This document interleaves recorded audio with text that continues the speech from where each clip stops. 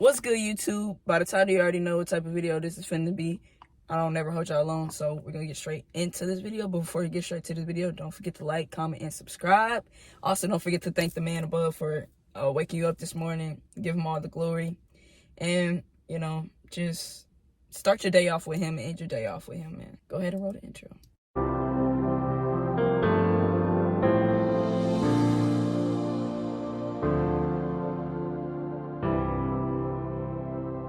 So, faith versus fear. I have a question for you guys. So, do you think faith and fear can coexist? And why? So, me personally, I know faith and fear can coexist. Just like on I guess that's a seesaw, right? Seesaw. If it's like this, you're good. But if it's like this, you're not good, right? So, it could be 10-90. You can have 90% of faith, 10% of fear, and you'll still be good. But as soon as that fear starts to creep up and it starts to, let's say, generally coexist, right? And not from a really healthy balance, but actually coexisting like this. Now, that's not healthy. Sometimes our fear can mask as faith. So you could be praying and you can be like, God, I know you can do it, but it's okay if you don't. Now, that's deeply rooted in fear because you already psyched yourself out of him not doing it for you. So mentally prepare yourself for him to not do it for you. Now, that's us putting human expectations on God when God can clearly do all things. You thinking it's faith, but in all reality, that's actually fear. You're preparing yourself not to receive something that you're actually praying for, which is crazy to me, right? So where does faith come from? So we know faith comes by hearing. It says, consequently, faith comes from hearing the message, and the message is heard through the word about Christ. Now, faith comes by hearing. Now, faith cannot stand alone. Faith is dead without actions. So, yes, is faith good? Yes. But can it stand alone? Absolutely not. What faith you actually know is faith without evidence of it being faith? You can say you have faith, but have no evidence of that faith. That's like you saying you believe in God, but have no evidence behind you believing in God. Like you are not bearing his fruit of his spirit. Belief is an ongoing active word. Faith is active. Faith is actions. Faith is not you just saying that you have faith and no evidence behind it. So that's going to lead us straight into the text. So like I said, we're in Mark verses 35 through 41. Jesus calms the storm. That day when evening came, he said to the disciples, "Let us go over to the other side." Leaving the crowd behind, they took him along, just as he was in the boat. There were also boats with them. A furious swirl came up, and the waves broke over the boat, so that it was nearly swamped. Jesus was in the stern sleeping on a cushion. The disciples woke him and said, "Teacher, don't you care if we drown?" He got up, rebuked the wind and the waves, and quiet, "Be still." Then the wind died down, and it was completely calm. He said to the disciples, "Why are you so afraid? Do you still have no faith?" They were terrified and asked each other, "Who is this? Even the winds and the waves obey." So we're going to go back to that first verse right there. Verse 35. That day, when evening came, he said to the disciples, "Let us go over to the other side." Now, I'm going to ask you this. What is this revealing about Jesus' character? Off bat, right?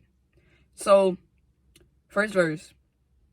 I see him being trustworthy. I see his word being a promise and not something that just people just say. So I'll say it like this because generally when people tell us something, they use like, well, maybe we'll make it to the other side. Or if we make it to the other side, clear indication that they were going to make it to the other side because he said, "Let us go over to the other side." Now, I know one thing about Jesus, and I know one thing about my God, is that he's intentional with everything that he says. So when he said that, he was very intentional with it. He didn't use a might or a if in it because he knew that they were going to make it to the other side. Now, is that to say anything about the storm that happened in the middle of it? Absolutely not. But it was a clear indication that they were going to make it to the other side, meaning that they weren't going to die. Oftentimes when we are thinking about this, it's because the situation seems so big. But I'm here to tell you that your situation is not bigger than the word of God. Your situation isn't bigger than what he had already spoken over you. So this is to say that Sometimes we just generally forget what God had already put into the atmosphere, right? Because this was the word, meaning that they were going to make it to the other side. And one or two things happened. They either brushed off what he said in the first place, or they just forgot because their situation seemed so big to them. They seemed like when your situation seems to be all dark and God gives you a word, sometimes you don't give the word power because your situation is so big. If that makes any sense. But yeah. Let's go to the next verse. We'll skip over verse 36 and we'll go straight down to verse 37 and 38. A furious swirl came up and the waves broke over the boat so that it was nearly swamped. Jesus was in the sternum sleeping on the cushion, and the disciples woke him and said to him, "Teacher, don't you care if we drown?" Now, I want to give you a picture as the text is giving you a picture itself. Imagine being in a boat with Jesus, first of all. And you're with Jesus, the Son of Man. You're thinking nothing bad is going to happen. Well, this is how I would be thinking. Oh yeah, I'm with Jesus. Can't nothing touch me. So you get in the boat, clear skies, and then the skies start to turn a little bit dark, right? You're like, okay, cool. This ain't nothing we ain't never been through. It's a little storm. Storms happen, right? And then the sky gets really dark, and then it starts pouring down, raining. And then on top of the rain, the winds and the waves are just going crazy. And this water getting into the boat. It's pouring down, raining. Y'all are over there trying to make sure that y'all can stay steady, and it's not working. So y'all start panicking. Not just you, but everybody around you is panicking, right? You're like, oh my God, we're about to die. We're about to die. And you just look back. You're like, yo, why is Jesus sleeping? Why is he sleeping? So y'all all go, hey, Jesus, get up, get up, get up, get up. Don't you care if we drown? Now, this is the point that I'm trying to make with this, me giving you a picture of it.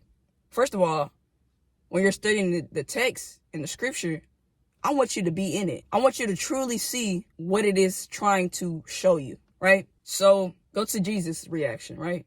He was asleep during the storm. First, I want to acknowledge the simple fact that he had a oneness with the Father. So he knew it wasn't his time to go. He knew. But also, he had already told them that they were going to make it to the other side. Like we said earlier. Sometimes it's like this. As Christians, we're called to have that peace in the storm. So Jesus was asleep. That's an embodiment of how it's supposed to look for us as Christians. And let me tell you why, right? Let me give you an example also. So imagine you have a friend that's a believer, like a deep, deep believer, and you personally aren't a deep, deep believer, right? And you just know of Christ, but that person, they've been following Christ for a while. And y'all are walking down the street. Jesus walk up to y'all, and he tells you you're going to make it with no context. Now, naturally, because sometimes this is exactly what happens. He just spawns a word out. So naturally, I'm just like, bro, what is this dude talking about, right? No context. And you're like, okay, cool. It's sunny outside. Okay, cool. Y'all walk to your house. Y'all go chill in the house. It's storm hit. You're like, okay, cool. It's raining. Just plug the phones up, right? And then it goes on to later in the night. They fall asleep, right? The person who knows Christ, they fall asleep, right? And you're just up. Because it's all types of stuff going on. The roof done went off the house. Tree done hit the house. Power done went out. All these bad things are happening, right? Situation seems to be real big. And you go in your friend room. Me. I'll go in my friend room, right? And you sleeping.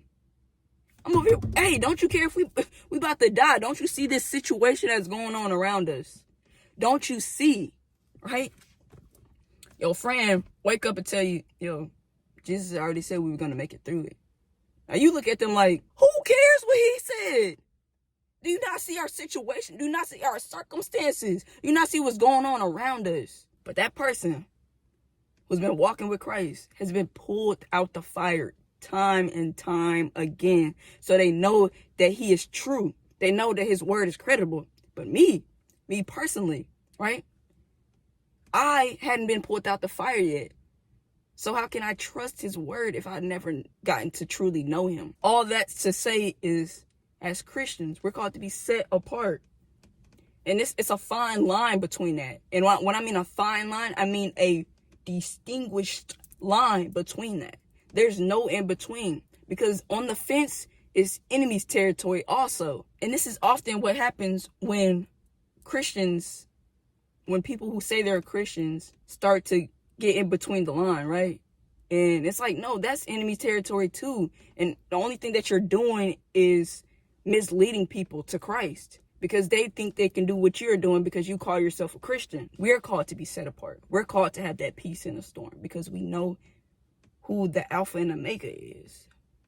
We know who God is, how powerful he is, that he's bigger than our circumstances. Let's go down to the next verse. Verse 39. He got up, rebuked the winds, and said to the waves, "Be quiet, be still." And then the wave died down, and it was completely calm.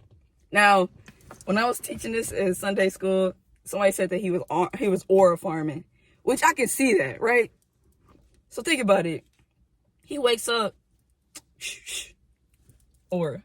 But all that's to say is, in this specific verse, he is clearly showing his power, his authority that he has, not over just creation, but over everything every force that tries to bring fear against us. So he's not only just God in authority, but he's God, our protector, because he was protecting them also. So he did that in order for them to see his glory also. Now let's get to the next verse. He said to the disciples, "Why are you so afraid? Do you still have no faith?" Now, when he asked this question, do you still have no faith? Keep in mind that Jesus already knew the answer to it. So why did he ask it? To reveal something in them, to them. He wants to reveal their hearts to them, which I see this as a direction question, because this reveals what's already in you. Now, what you do with that information, that determines what direction you're going in.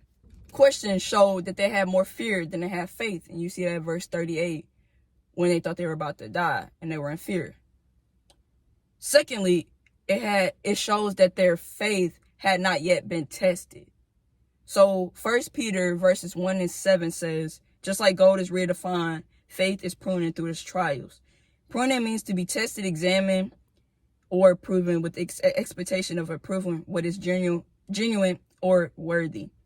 So gold, when you find true gold, it's mixed with minerals and it's mixed with other metals. But until gold is put through the fire, it's not yet pure.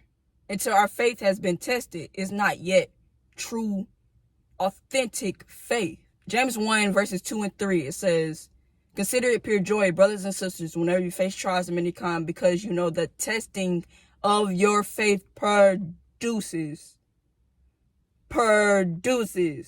So when our faith is tested, it has an opportunity in order for it to grow. Now, if you fail the test, that's still opportunity for it to grow. It's a choice for something to grow, but that is up to you. Now, if you fail something, there's room for growth. If you pass something, there's room for growth.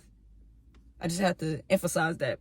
With all that being said, do you think the disciples really believed that Jesus could save them, or that they see him as a last resort? So I think it's a mixture of both. I think they really did believe that Jesus could save them, but I believe that they seesaw of faith was like this, and their faith was down here, and they was in more fear.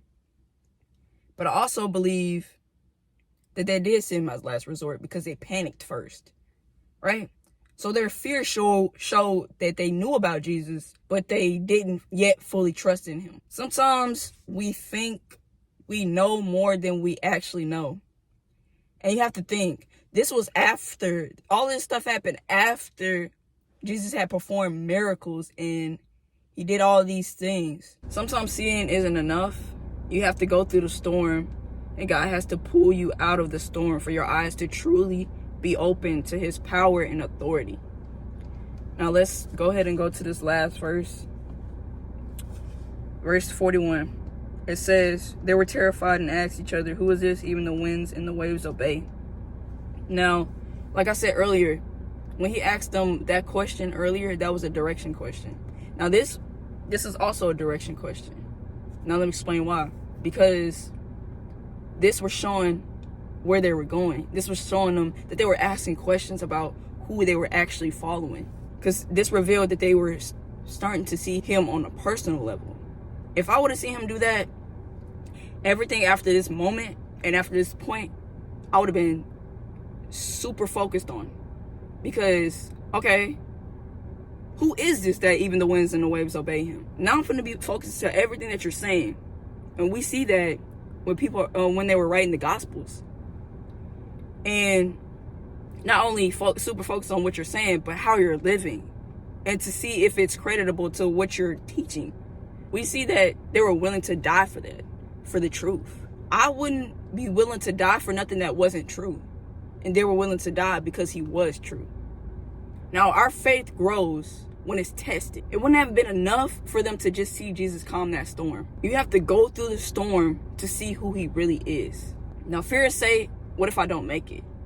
But faith will say, Jesus already said we were going to make it to the other side. Some takeaways from this that I got personally: when God says anything, it's true, and his word is a track record of it. 2, faith can't stand alone. If you think that your faith can stand alone, then do you truly know what faith is? I often ask myself, how can you make things visible? Faith is visible by evidence. Our love is visible by evidence. Now, what's the evidence of love? Action, choice. It's the very thing that Christ demonstrated on the cross. Love isn't transactional. Real love is me loving you for just loving you, not because you love me. That's transactional. I love you because you love me. No, I love you because I love you. That's real, and love is a choice. It talks about love is patient, love is kind, love does not boast, it does not envy, right? These are things that are produced out of you when you become in tune with the Father. What I mean by that is that you'll know by somebody's spirit, you'll know by somebody's actions, you'll know by somebody's fruit if they're walking with Christ. Number 3, we have to go through the storm to actually see who Jesus is. We got to go through the storm to actually see who God is. That's all I got for you guys, man. I hope you guys actually learned something from this, and that you drop in the comments and let me know what you learned, and let me know the answers to your questions that I actually asked in here.